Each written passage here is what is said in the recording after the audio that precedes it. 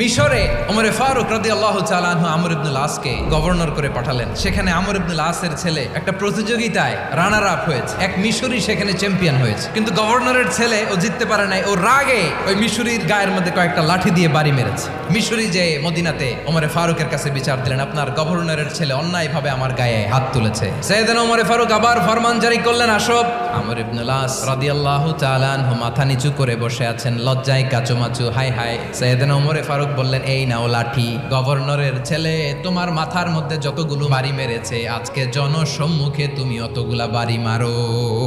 মিশরি গুনে গুনে ততটা মারলেন। এই দৃশ্য দেখে ওমরে ফারুক রেগে মেগে আগুন, আর নিজেকে সামলাতে না পেরে মিশরিরে বললেন, ছেলেরে মারা শেষ হয়ে গেলে এবার বাবার টাক মাথার মধ্যে কয়েকটা বাড়ি মার। আমার পাঠানো গভর্নর আমর ইবনুল আস তার ছেলেকে কেন আদব তারবিয়া কেন শিক্ষা দিতে পারে না?